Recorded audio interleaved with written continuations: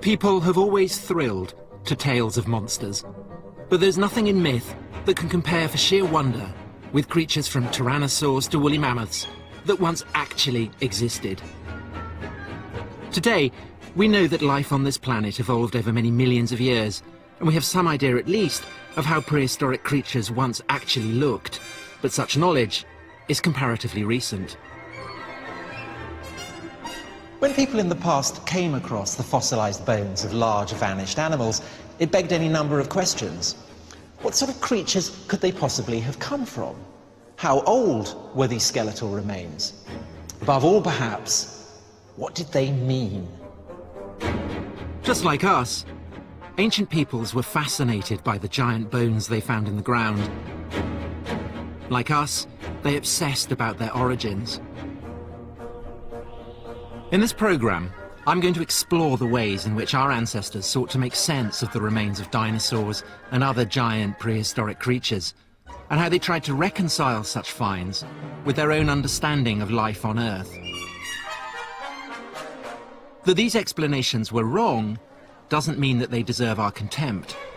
Just the opposite. Science begins in wonder and a yearning to fathom what may at first seem unfathomable. In that sense, at any rate, our ancestors did have something of the paleontologist about them. And in one fundamental respect, they were absolutely spot on. Monsters had indeed once trodden the Earth.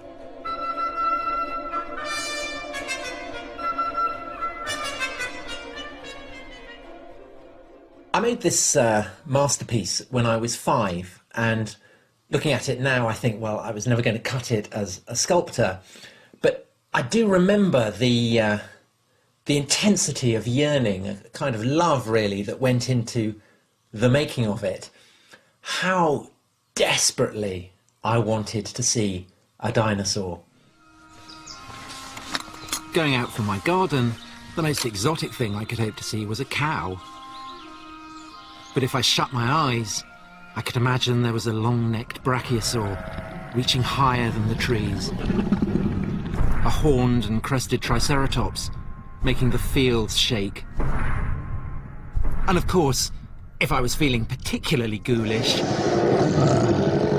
a blood-beslathered tyrannosaur. Why was the present day so dull?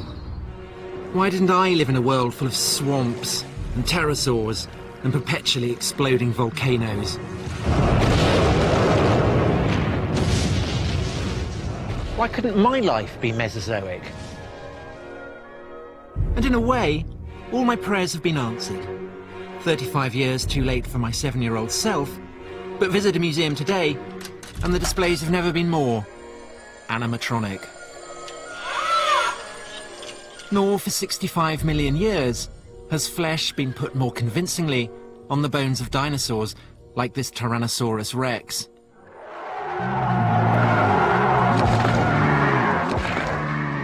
CGI, the dinosaur lover's best friend.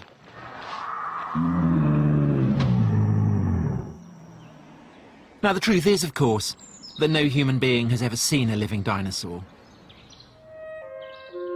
This is the Peabody Museum in New Haven, on the east coast of the United States. It contains this fabulous mural, painted in the 1940s. Dinosaurs first appear here, around 230 million years ago. And they last another 160 million years, right the way up to there, where no more dinosaurs. Of course, there are no humans anywhere in this mural. Homo sapiens didn't appear on Earth for another 65 million years. But always, and it's certainly not just me who has it, that yearning in the imagination, that desire to know what these extraordinary creatures had truly looked like. And perhaps that's why, in the kind of science fiction story to which I was addicted as a boy, our prehistoric ancestors were always being shown alongside dinosaurs. Total fantasy? Of course. But still, it made me wonder. When cavemen came across the bones of dinosaurs, what did they make of them? It's an abiding mystery. By definition, they wrote nothing down. But there were some prehistoric peoples, for all that, who survived into historic times. Take North America, for instance, where hunter-gatherer tribes that for generations had been roaming the Great Plains had long observed fossilized bones weathering out of the rocks and invented stories to explain them.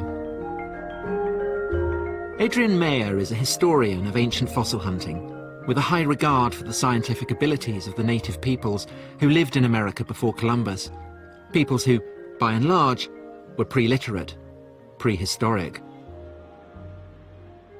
Their theories and their speculations and their myths, oral traditions, preserved in oral traditions over generations, over thousands of years, they were based on observation over time. They knew anatomy, they compared, they tried to imagine the creatures while alive, how they behaved, what they looked like, what kind of habitat. They actually had a sense of deep time. They had a sense of different ages on the Earth, past ages before the appearance of present-day humans. Each age characterized by different fauna and flora, different landforms. These are all prototypes of modern science, although they were all in mythological language. Even in the 19th century, by which point bone hunting or paleontology had become an all-American obsession, these Stone Age myths were still being retold. And among those pricking up their ears were scientists such as Othniel Charles Marsh, the first director of the Peabody Museum. Marsh was one of the first great paleontologists and a genuine pioneer. He rode shotgun on the Great Plains, he hung out with Buffalo Bill and Sitting Bull, and he was adopted as a blood brother by the Sioux. Wicasa Pahihuhu, they called him. He who digs up bones. Many of the dinosaurs in the Peabody were dug up in the 1870s, a time when the West really was very wild. Among the collection are the first specimens ever found of iconic species, like Stegosaurus and Apatosaurus, the dinosaur formerly known as Brontosaurus.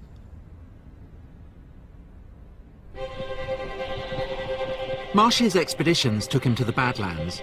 There, in his hunt for fossils, he was drawing on the very latest in scientific research.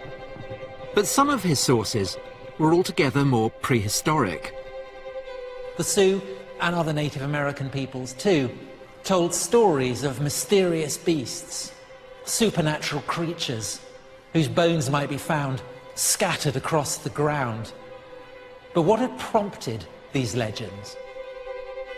From the Sioux, Marsh learned the legend of thunder horses, creatures that galloped over storm clouds and made them echo with the crashing of their hooves.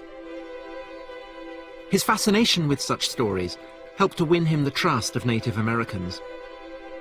In 1874, at a time of great tension, when the whites were encroaching on their lands, Marsh was able to employ a Sioux as his guide. He learned about some impressive bones found by the tribe. They said they were from strange creatures that had once lived in the land of the Sioux, bones now turned to stone.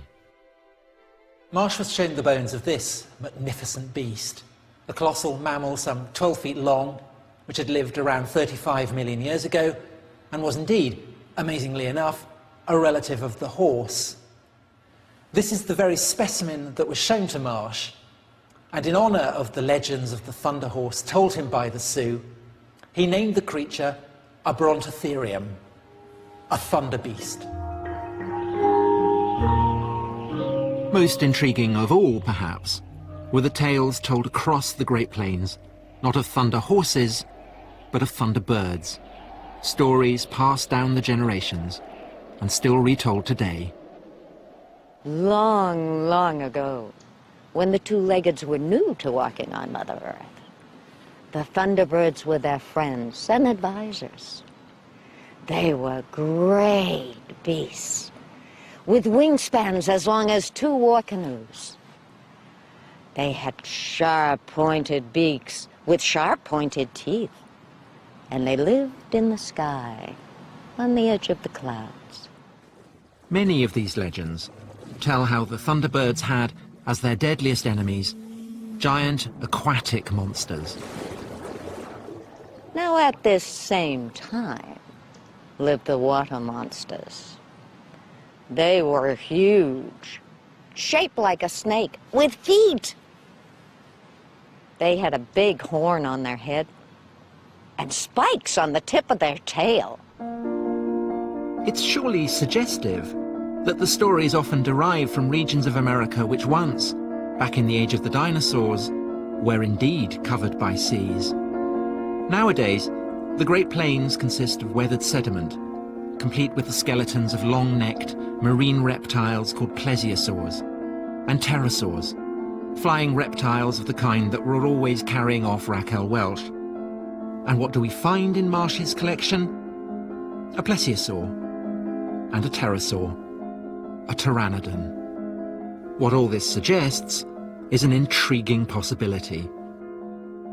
Almost all of the tribes had stories about water monsters and sky creatures, thunderbirds. And of course, these are personify violent forces of nature. Thunder and lightning, very powerful forces of nature, and then flooding, which was supposedly caused by water monsters. And when they found very large bones, fossilized bones of extinct creatures eroding and weathering out of riverbanks and lake shores, they naturally thought that they must have been water creatures. And then when they also found fossilized shells and fish and turtles, they understood that this land had once been underwater. Now, it's not only on the Great Plains of America that we find evidence for a fascination on the part of pre-literate societies with the bones of vanished creatures. Go back far enough in time, and you find it on the opposite side of the Atlantic as well, in Greece. First and greatest of the Greek poets was Homer, but the two poems he wrote down some 2,800 years ago, the Iliad and the Odyssey, almost certainly contain material far older than that. Perhaps then, even before the time of Homer himself, people were telling the story of one of the most celebrated monsters in all Greek mythology. The story? Well, it's a thriller. The hero Odysseus, in his wanderings across the wine-dark sea, finds himself trapped in a cave by a hideous monster. A monster that snacks on human flesh and has, in its forehead, just a single circular eye. It's a cyclops.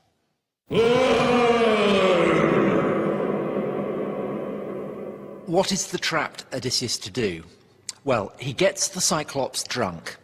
Then he and his men take a large spike, they aim it over the cyclops' single eye.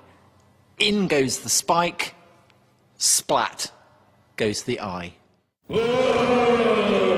Who could doubt the truth of such a story when there was evidence of the tale to be found in the earth? Now, of course, this isn't actually the skull of a one-eyed monster. It's the skull of an elephant, and this is the large nasal opening from which its trunk once extended. The Greeks didn't become familiar with real live elephants until the 4th century BC, long after the story of the Cyclops first emerged. But we know from the fossil record that prehistoric species of elephant lived on Mediterranean islands long before humans were around. When ancient Greeks came across the preserved fossil skulls of these creatures, eroded from the rocks, or perhaps dug up by a farmer,